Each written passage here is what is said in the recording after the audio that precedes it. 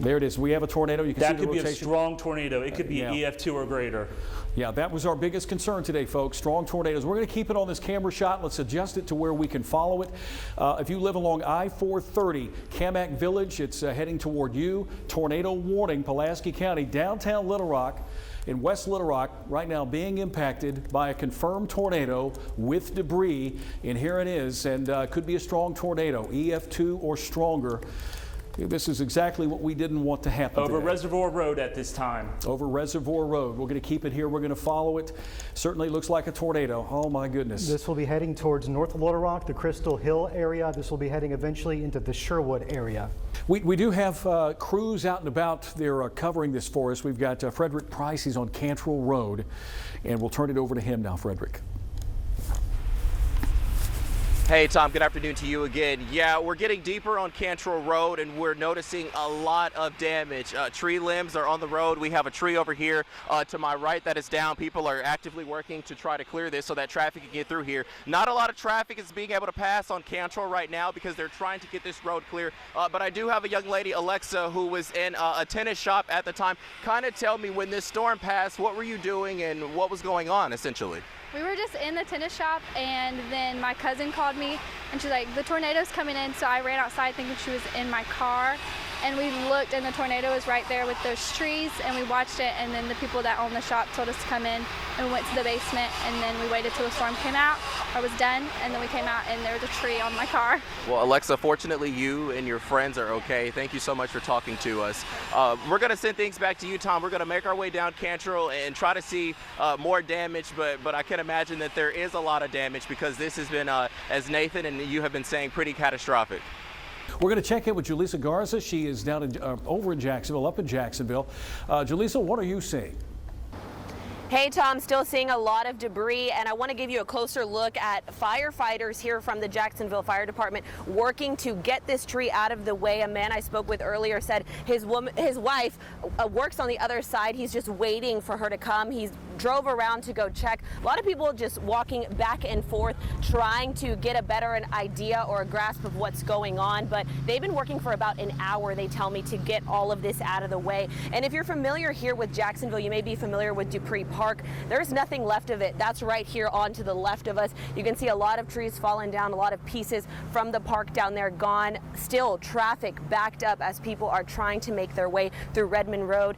Since we last spoke, police have allowed more people to come through to get into their neighborhoods, but again, they want everyone to stay put and stay safe, especially because of all of the debris that is on the road. These firefighters, though, with the most positive attitude, just working together, and I think that's truly a testament of this community and of Arkansans, that when times are tough, you come together so that everyone can make sure they're okay and safe. Tom, I'm going to go ahead and toss it back to you in studio. Well, every time we've gone to Ian Russell for a report in West Little Rock, for the last 3 times we've gone to him, we've heard a chainsaw.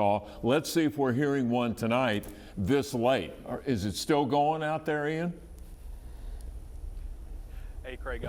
It's not right now. It's things have quieted down a little bit. The LRPD has kind of blocked off the roads, so really only the essential travelers, the first responders, people who live in this area can kind of get through here. But otherwise, it's quieted down for the night. And doesn't look like there's any power out here either. It's been pretty dark. Really, the only thing that I can see light-wise would be the lights from the LRPD cruisers that are sitting out here. But I want to take a second to talk about, we've seen these pictures and videos of damage from the storm all day, but sometimes it's hard to really see how big they are without seeing kind of a frame of reference. So I want to show you this tree next to me. This is the root structure of a tree that fell on a home here. We're on Green Mountain Drive and the intersection of 8th and Allen here. For reference, I'm 6'3". So to see how tall this is, I mean, you can just imagine how strong the storm was to have to rip this down and knock this over here. And again, the pictures and videos that people have been sending us, as we've been here all afternoon, a lot of people have been sharing those pictures and videos with me. So of course, thank you for doing that. But one person I talked to had a very unique perspective, Tony Garlington, who watched the entirety of that storm from his front porch.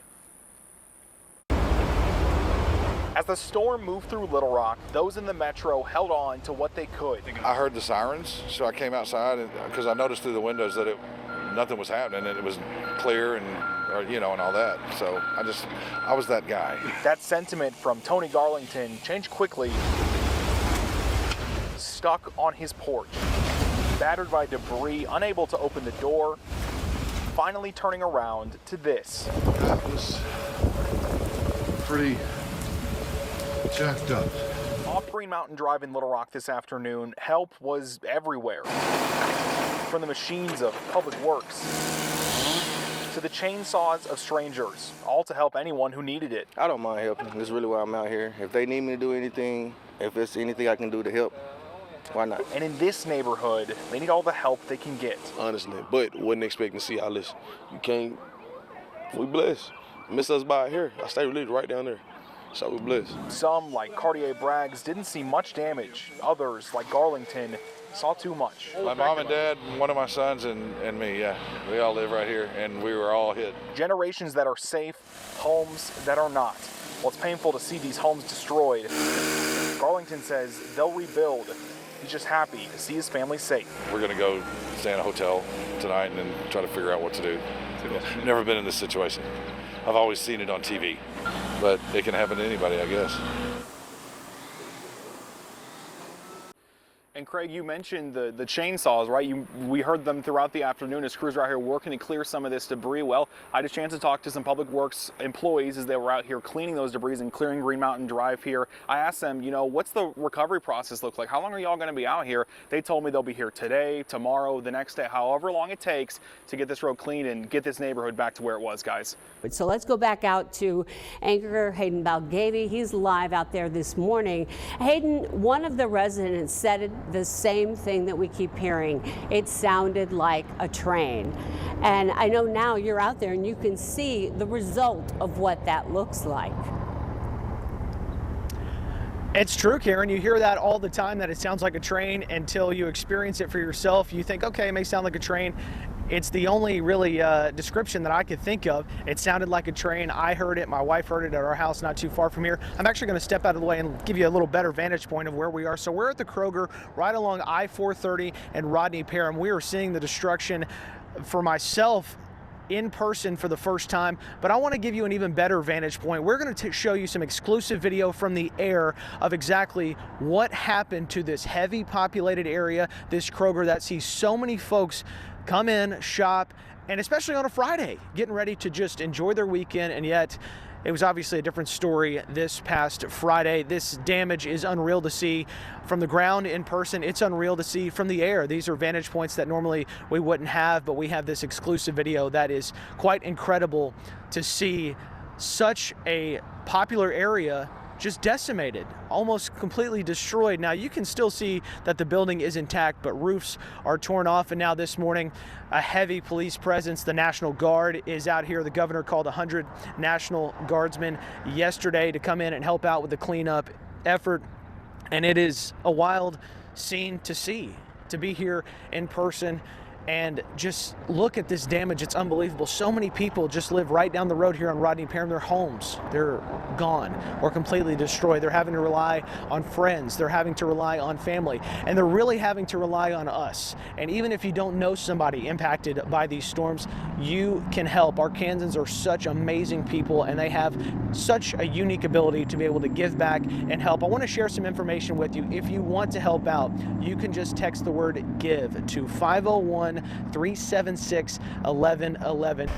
Thank you for joining us tonight at 6. I'm Rolly Hoyt, my partner Faith Woodard, leading our team coverage tonight from the field. And Faith, you are standing in what was a neighborhood roughly 80 hours ago, now piles of rubble.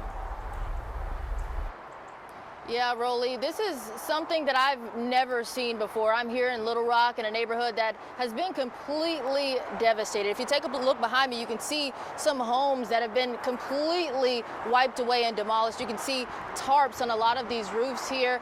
Some of them don't even have roofs anymore, and it's just something that you really can't describe out here tonight until you actually come here and see it. We have team coverage tonight, including some of the hardest hit areas, Jacksonville, Wynn, and we'll get to that in just a moment. But we want to first go to Chief Meteorologist Tom Brandon. Tom, there is another system potentially on its way here to Arkansas.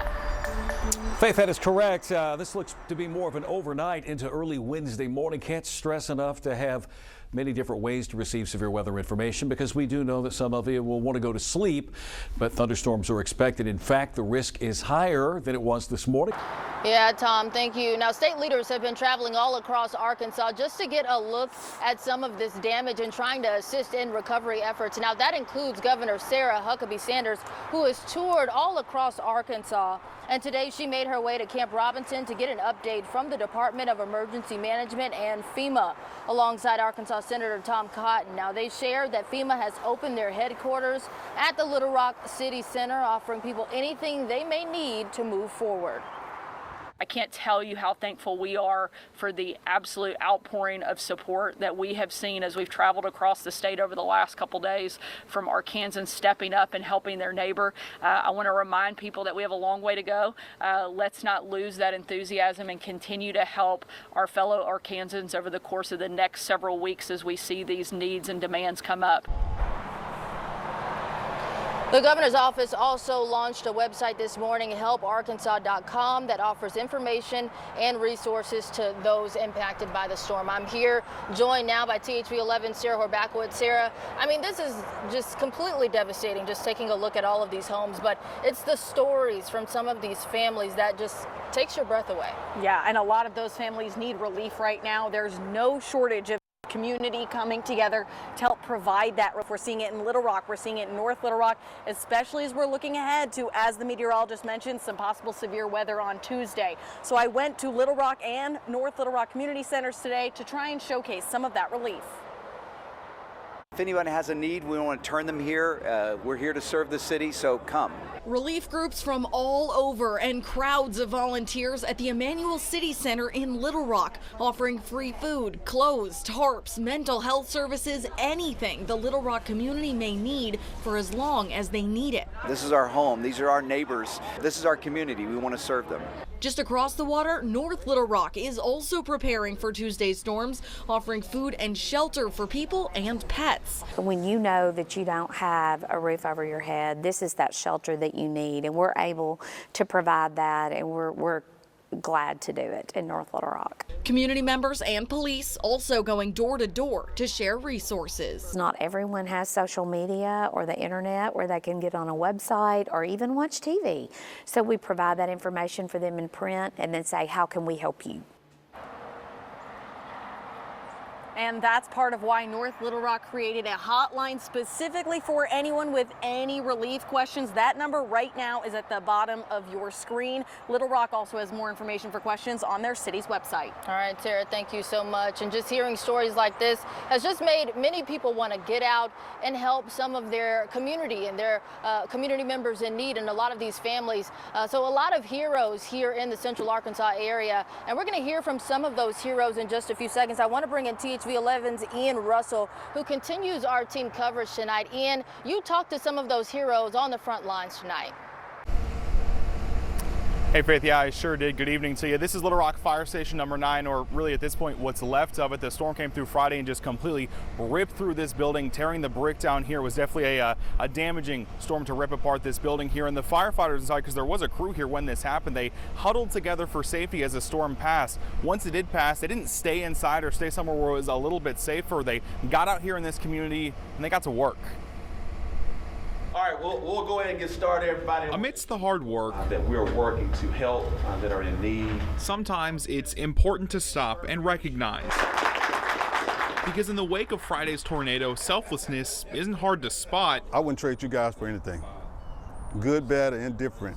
We're still family, and I'm super, super proud of it. This time, it's wearing a badge. And at 2:25, we're walking out of an office to a very heavily damaged fire station. Meet Captain Ben Hammond, shift captain of Truck 9, based at Station 9 in Little Rock. Like many, he kept an eye on the skies Friday. Almost a bad decision. What we were doing was looking at, at the storm off in the distance, really. But that storm wasn't off in the distance, it was on top of them, so they hid. Just in time for the ceiling above us to start coming apart and debris to fly through our fire station. When the storm passed, they walked out to this. Yeah, we are bad. The staff inside fine, the building destroyed. Hammond and the members of Station 9 could have stayed there, but they made a choice. Probably under a minute, we decided, well, we've got to go to work. Let's go figure out what we've got to do to help. No second thoughts, no hesitation. on anyone's part. They go right to work, what? Serving the community. It's a choice not easy to make with so much destruction around them. The station isn't savable. Personal cars are also destroyed. But for Hammond and the crew at Station 9, it's a choice they'd make again in a heartbeat. Take this feeling of support, and instead of making it a situation of when the need arises we can be this way, let's just be this way. So many stories of selflessness, and I'm sure we're going to hear so many more over the next couple of weeks as we really get out there in these communities as they work on cleaning up the damage. And unfortunately, Chief Hubbard tells me the building behind me is likely a total loss, but he's not thinking about that. Really, he's just grateful that his people are okay. Now, we've been following all of these different organizations at work across faiths and beliefs. Several of those groups are also working to cross language barriers, specifically Spanish. THV11's Jalissa Garza joins us tonight with the people at work in those communities and how you can help them. Jalissa? Rolly, it can be difficult finding resources or information for Arkansans who don't speak English, but the Mexican Consulate of Little Rock and Seis Puentes Education Center are trying to make it easier and accessible.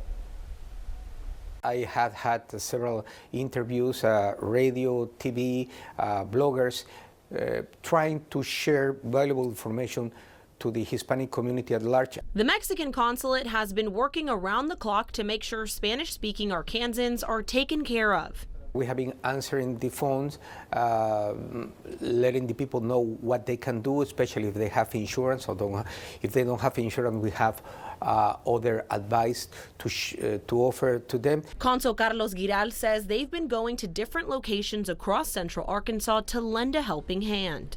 At the end of the day, we are all human beings and we need to support each other, especially in difficult times. Seis Puentes Education Center also providing items people may need, and more importantly, translating.